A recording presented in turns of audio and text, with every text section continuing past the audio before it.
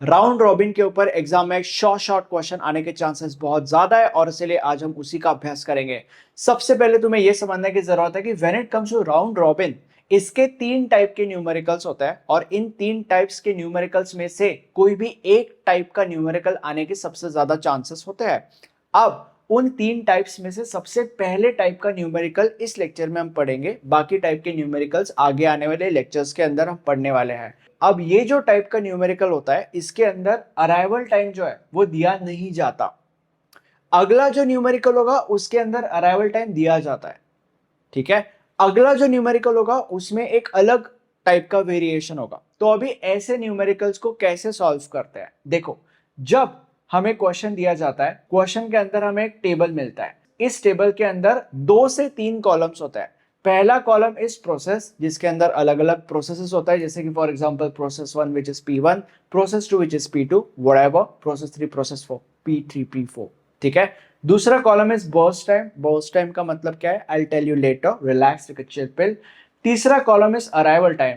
कुछ कुछ क्वेश्चंस में अराइवल टाइम ये कॉलम ही नहीं होता और कुछ कुछ क्वेश्चंस में अराइवल टाइम ये कॉलम होता है, बट अराइवल टाइम के अंदर कुछ होता ही नहीं है। तो दोनों केसेस में अगर अराइवल टाइम दिया ही नहीं गया है तो उस केस में हमें अराइवल टाइम 0 कंसिडर करना है। अराइवल टाइम का मतलब क्या होता है वो भी तुम्हें बाद में पता चलेगा, अभी के लिए रुक जाओ। तो अगर अराइवल टाइम का कॉलम ही नहीं दिया गया है या अराइवल टाइम का कॉलम दिया गया है बट अंदर कोई नंबर ही नहीं है या कोई भी नंबर्स ही नहीं है, तो दोनों केसेस के अंदर अराइवल टाइम हमें 0 कंसिडर करना है। इतना क्लियर। अब हमें पूछा क्या जाता है, हमें एवरेज वेटिंग टाइम निकालना होता है और एवरेज टैट यानी कि एवरेज टर्न अराउंड टाइम निकालना होता है यूजिंग राउंड रॉबिन। एंड जो टाइम क्वांटम दिया जाता है वो होता है XYZ number. In this case, it's 4 milliseconds. Again, time quantum क्या है, I'll tell you later जब हम प्रॉब्लम सॉल्व करेंगे तब। अब जब तुम देखते हो कि राउंड रॉबिन के ऊपर एक न्यूमेरिकल आया है, जो चीज तुम्हें सबसे पहले करनी है वो है तुम्हें दो ऐसे हॉरिजॉन्टल टेबल्स बनाने हैं, हॉरिजॉन्टल डब्बे बनाने हैं, व्हाटएवर। एक है रेडी क्यू और दूसरा है ज्ञान चार्ट। रेडी क्यू हम हमारे कन्वीनियंस के लिए बना रहे हैं और ज्ञान चार्ट हमारे न्यूमेरिकल के लिए बना रहे हैं। अब मैं तुम लोग को एक एक टर्मिनोलॉजी समझाना चालू करता हूं, starting from burst time. Burst time को सीपीयू बर्स्ट भी कहा जाता है by the way. Burst time का मतलब क्या होता है, पहले तो मैं ये चाहता हूं कि तुम इमेजिन करो कि ये जो ज्ञान चार्ट है ये ऐसा समझो कि एक प्रोसेसर है। तो बर्स्ट टाइम का मतलब वो टाइम जितना टाइम इन प्रोसेसेस को इस प्रोसेसर के अंदर स्पेंड करना है। मतलब if the burst time of process 1 is 11 मिलीसेकेंड्स, इसका मतलब यह है कि प्रोसेस 1 को 11 मिलीसेकेंड्स इस प्रोसेसर के अंदर स्पेंड करना है। If the burst time of process 2 यानी कि P2 इज 7 मिलीसेकेंड्स, इसका मतलब यह है कि प्रोसेस 2 को 7 मिलीसेकेंड्स इस प्रोसेसर के अंदर स्पेंड करना है। If the burst time of process 3 is 15 मिलीसेकेंड्स, इसका मतलब यह है कि प्रोसेस 3 को 15 मिलीसेकेंड्स इस प्रोसेसर के अंदर स्पेंड करने हैं, व्हाटएवर। अब बर्स्ट टाइम हो गया। What do you mean by arrival time? Arrival time का मतलब वो टाइम जिस टाइम पे ये सारे के सारे प्रोसेसेस इस प्रोसेसर के पास सबमिट हुए थे। एकदम आसान भाषा में, अराइवल टाइम का मतलब वो टाइम जिस टाइम पे ये सारे के सारे प्रोसेसेस इस प्रोसेसर के पास आए थे। अब हमारे केस में या इस केस में अराइवल टाइम 0 है। तो इसका मतलब क्या है, इसका मतलब ये है कि ये सारे के सारे प्रोसेसेस 0th मिलीसेकंड पे यानी कि स्टार्टिंग में इधर से ही इस प्रोसेसर के पास आए थे। इसका मतलब ये है, ओके। अब टाइम क्वांटम का मतलब क्या है? टाइम क्वांटम का मतलब यह है कि जब एक प्रोसेस इस प्रोसेसर के अंदर आता है, वो प्रोसेस इस प्रोसेसर के अंदर एक समय पे max to max 4 milliseconds तक ही रुक सकता है। 4 मिली सेकेंड्स जैसे ही हो जाएंगे उस प्रोसेस के उस प्रोसेसर के अंदर, वैसे ही प्रोसेसर उस प्रोसेस को बाहर निकाल देगा। वापस ले सकता है बाद में, बट एक बार में एक process max to max 4 milliseconds तक ही प्रोसेसर के अंदर रुक सकता है। Time quantum is equal to 4 milliseconds का मतलब ये होता है। अब इस प्रॉब्लम को सॉल्व करना चालू करते हैं। मैंने तुम्हारे लिए एक 4 स्टेप प्रोसेस बनाया हुआ है। अगर तुम इस 4 स्टेप प्रोसेस को फॉलो करोगे तो तुम्हारे आंसर्स ऐसे चुटकियों में निकल जाएंगे। ये प्रोसेस बाय द वे तुम्हें इंटरनेट पे कहीं पे भी नहीं मिलेगा, इसलिए अभी के अभी इस लेक्चर को लाइक कर दो। अब इस प्रॉब्लम को सॉल्व किया जाएगा। सबसे पहले you need to understand that कि arrival time of every process is 0। इसका मतलब क्या है? इसका मतलब यह है कि सारे के सारे प्रोसेसेस 0th मिलीसेकंड पे हमारे प्रोसेसर के पास आए थे। बट यहां पे पहले P1 आता है, फिर P2 आता है, फिर P3 आता है, फिर P4 आता है। तो इसीलिए रेडी क्यू के अंदर हम पहले P1 लिखेंगे, उसके बाद P2 लिखेंगे, फिर P3 लिखेंगे, फिर P4 लिखेंगे। मुझे पता है कि सारे के सारे प्रोसेसर के अंदर 0th मिलीसेकंड पे ही आया है, बट किसी ना किसी ऑर्डर में तो हमें कुछ ना कुछ तो यहाँ पे लिखना पड़ेगा। अब एक ही डब्बे में तो सारे के सारे प्रोसेसर नहीं डाल सकते हम लोग, क्योंकि हमारा यूनी प्रोसेसर है, एक समय पे वो एक ही प्रोसेस को प्रोसेस कर सकता है। इसीलिए कोई ना कोई तो ऑर्डर चाहिए, राइट? तो इसीलिए जो भी ऑर्डर यहाँ पे है वो ऑर्डर हम यहाँ पे टाप देंगे। तो यहाँ पे P1 P2 P3 P4 है, इसलिए हमने यहाँ पे P1 P2 P3 P4 लिखा। अब ज्ञान चार्ट के अंदर क्या करना है वो एक अलग कहानी है, वो हमें बस इन स्टेप्स को फॉलो करना है और हमारा काम हो जाएगा, राइट? अब हम इन स्टेप्स को फॉलो करना चालू कर देते हैं। तो अभी देखो step number 1, RQ to GC, ready queue to ज्ञान चार्ट। यानी कि जो सबसे पहला प्रोसेस है वो रेडी क्यू से ज्ञान चार्ट आएगा, सिंपल एज दैट। तो इस प्रोसेस को हम यहां पे डाल देंगे, प्रोसेस 1। ओके, अब जब हम प्रोसेस 1 को रेडी क्यू से ज्ञान चार्ट डालेंगे तब ये प्रोसेस 0th मिलीसेकंड पे यहां पे आएगा, और एक process max to max 4 milliseconds तक ही प्रोसेसर के पास रुक सकता है। इसीलिए वो 0th मिलीसेकंड पे अगर आया है तो मैक्स टू मैक्स 4 मिलीसेकंड तक रुक सकता है। इसलिए फ्रॉम 0 to 4 P4 यहां पे रुकेगा। ओके, और बर्स्ट टाइम का मतलब क्या होता है? बर्स्ट टाइम का मतलब उतना टाइम जितना टाइम इन प्रोसेसेस को इस प्रोसेसर के अंदर रुकना है। Burst time of P1 is 11। अब यहाँ पे P1 ने 4 मिलीसेकंड्स यहाँ पे गुजार लिए हैं, इसीलिए रिड्यूस बर्स्ट टाइम मतलब इसमें से हम 4 मिलीसेकंड्स निकाल देंगे। तो 11 minus 4 that is 7। Reduce burst time का मतलब ये होता है। अब step number 3, ready queue move on. Imagine करो कि तुम एक लड़की के साथ रिलेशनशिप में हो, बट अनफॉर्चुनेटली तुम उस लड़की को चीट करते हुए पकड़ लेते हो। अब ऐसे केस में तुम क्या करोगे? ऑब्वियसली उसके साथ ब्रेकअप करोगे। अब ब्रेकअप करने के बाद दो चीजें, नंबर 1, तुम्हें सबसे पहले मूव ऑन करना चाहिए, which is the reason why. तुम यहाँ पे इमेजिन करो कि तुम P1 के साथ रिलेशनशिप में थे, बट तुम P1 को चीट करते हुए पकड़ लेते हो, और इसीलिए तुम अब P1 के साथ ब्रेकअप करोगे, और ब्रेकअप होने के बाद तुम मूव ऑन करोगे टू P2, राइट? और दूसरी चीज, अगर तुम्हारा एक ग्रोथ ओरिएंटेड माइंडसेट है और तुम दिखने में भी अच्छे हो, तो जो तुम्हारी एक्स है वो बाद में कभी ना कभी तुम्हारे पास वापस आनी है, ये मैं तुम लोग को लिख के दे सकता हूँ। अब तुमने P1 के साथ ब्रेकअप कर लिया, तो अब P1 तुम्हारी एक्स बन गई, जो कि कभी ना कभी वापस तो आनी ही है। तो इसीलिए हम P1 को सबसे आखिरी में भेज देंगे, यानी कि बेसिकली यहाँ पे। अब वो कभी ना कभी वापस आएगी तुम्हारे पास। वो कब? वो तुम इस प्रॉब्लम में बाद में देखोगे, राइट? तो आर क्यू मूव ऑन का मतलब ये होता है, जो यहाँ पे सबसे पहला एलिमेंट है उसको हमें कट करना है और आखिरी में भेज देना है, ताकि वो हमारे पास वापस आ सके, राइट? अब step number 4 which is repeat. Repeat का मतलब क्या होता है? यही चीजें वापस रिपीट करनी है। आर क्यू टू GC यानी कि ready queue to grand chart, ज्ञान चार्ट, व्हाटएवर। तो P2 को हम रेडी क्यू से ज्ञान चार्ट में डाल देंगे, क्योंकि P1 तो कट हो गया, तो अभी P2 है अगला। तो P2 ज्ञान चार्ट में आ जाएगा फ्रॉम रेडी क्यू। अब जब कोई भी एलिमेंट ज्ञान चार्ट में आता है वो मैक्सिमम 4 मिलीसेकंड्स तक यहाँ पे रह सकता है, तो इसलिए P2 भी यहाँ पे मैक्सिमम 4 मिलीसेकंड्स तक रहेगा। तो 4 + 4 दैट इज 8। और स्टेप नंबर 2, रिड्यूस BT। अब P2 का 4 मिलीसेकंड ज्ञान चार्ट में हो चुका है, इसलिए P2 का जो बर्स्ट टाइम है उसमें से हम 4 माइनस कर देंगे। 7 - 4 that is 3, right? Step number 3, RQ move on. इसके साथ हम ब्रेकअप करेंगे और इसी को हम बाद में भेज देंगे P2। उसके बाद क्या है, रिपीट, सेम चीज रिपीट करनी है। अब अगला क्या है, P3, तो यहाँ पे हम P3 लिखेंगे।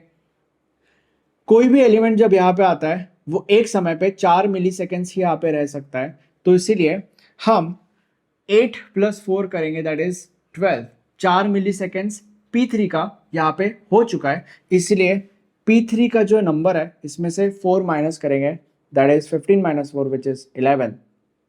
उसके बाद रेडियस BT यहाँ पे हो गया एंड RQ मूव ऑन, तो इसमें से P3 कट करेंगे और उसको आखिरी में भेज देंगे ताकि वो वापस आ सके। नेक्स्ट रिपीट, P4 है। अब यहाँ पे P4 लिखा जाएगा। कोई भी प्रोसेस यहाँ पे जब आता है वो max to max 4 milliseconds तक रुक सकता है, तो that is 12 + 4 which is 16, right. और क्योंकि 4 मिली सेकेंड्स हो चुका है प्रोसेस 4 के प्रोसेसर के अंदर, इसलिए यहाँ पे हम लिखेंगे 0। एंड क्योंकि यहाँ पे हमने 0 लिखा है बाय द वे, इसका मतलब क्या है, इसका मतलब यह है कि प्रोसेस 4 को 4 मिली सेकेंड्स प्रोसेसर के अंदर बिताना है। 4 मिली सेकेंड्स उसने प्रोसेसर के अंदर बिता दिए, तो अभी P4 का काम हो चुका है। अब P4 बाद में वापस कभी नहीं आने वाला। ऐसे इमेजिन करो कि P4 मर चुका है, तो इसलिए P4 को यहाँ पे हम कट तो करेंगे बट वहां पे वापस नहीं लिखने वाले क्योंकि उसका वैल्यू 0 हो चुका है, राइट। अब next step that is repeat. अब रिपीट करेंगे, देखो तुम्हारी x वापस आ चुकी है, तो what is there in step 1, RQ to GC, that is ready queue to GC। तो अभी P1 को हम ready queue से GC शिफ्ट करेंगे, that is P1। कोई भी प्रोसेस जब यहाँ पे आता है max to max 4 milliseconds यहाँ पे स्पेंड कर सकता है, दैट इज 16 + 4 दैट इज 20। और next step is reduce BT, क्योंकि P1 ने और 4 मिली सेकेंड्स यहाँ पे स्पेंड कर लिए हैं, इसलिए 7 - 4 that is 3। Next is RQ move on, तो इसलिए P1 को हम वापस कट करेंगे, इसके साथ वापस ब्रेकअप किया जाएगा और उसको वापस पीछे खींचा जाएगा ताकि वो बाद में वापस हमारे पास आएगी। नेक्स्ट रिपीट, रिपीट करेंगे। देखो तुम्हारी अगली x भी तुम्हारे पास वापस आ चुकी है, तो P2 को हम यहाँ पे डालेंगे। Now there is a twist and the twist is कोई भी प्रोसेस यहाँ पे 4 मिली सेकेंड स्पेंड कर सकता है max to max, but P2 के पास स्पेंड करने के लिए तो बस 3 मिली सेकेंड्स है, तो इसीलिए P2 जो है वो यहाँ पे 4 मिली सेकेंड स्पेंड नहीं कर सकता, कर ही नहीं सकता, क्योंकि उसके पास स्पेंड करने के लिए 4 मिली सेकेंड्स है ही नहीं, उसके पास स्पेंड करने के लिए 3 मिली सेकेंड्स है। मैंने क्या बोला था, मैंने बोला था कि अगर प्रोसेस यहां से यहां पे आता है तो वो max to max 4 millisecond spend कर सकता है। उस केस में जब उसके पास यहाँ पे स्पेंड करने के लिए 4 मिली सेकेंड्स है, बट P2 के पास स्पेंड करने के लिए 4 मिली सेकेंड्स है ही नहीं, उसके पास यहाँ पे स्पेंड करने के लिए 3 मिली सेकेंड्स है मेरे भाई, और इसीलिए P2 यहाँ पे 4 मिली सेकेंड्स नहीं स्पेंड करने वाला, वो कर ही नहीं सकता, वो यहाँ पे 3 मिली सेकेंड स्पेंड करेगा, तो 23, 20 to 23 basically.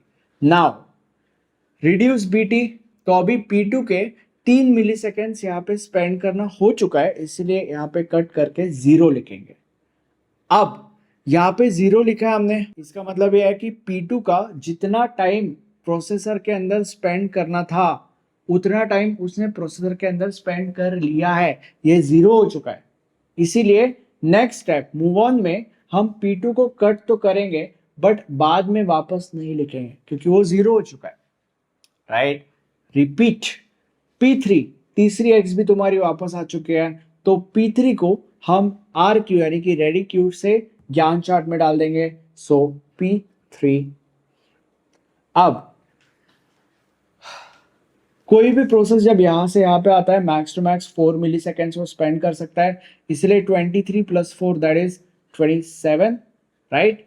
Next reduce BT, 4 milliseconds क्योंकि P3 ने यहाँ पे स्पेंड किया है, इसलिए 11 - 4 दैट इज 7।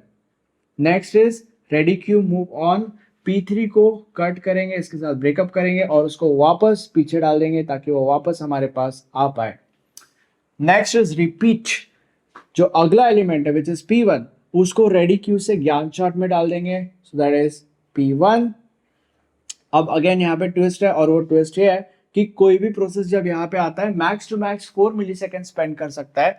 तो यहाँ पे P1 आया है, बट P1 के पास यहाँ पे स्पेंड करने के लिए 4 मिली सेकेंड्स है ही नहीं, उसके पास यहाँ पे स्पेंड करने के लिए 3 मिली सेकेंड्स है, which is the reason why अब वो यहाँ पे 3 मिली सेकेंड्स ही स्पेंड करेगा, that is 27 plus 30, that is sorry 27 plus 3, that is 30, right. And next is reduce BT जो हमने ऑलरेडी किया है, तो अभी P1 जो है वो 0 हो चुका है, और इसीलिए रेडी क्यू मूव ऑन के अंदर हम P1 जो है उसको कट करेंगे, बट बाद में नहीं लिखने वाले।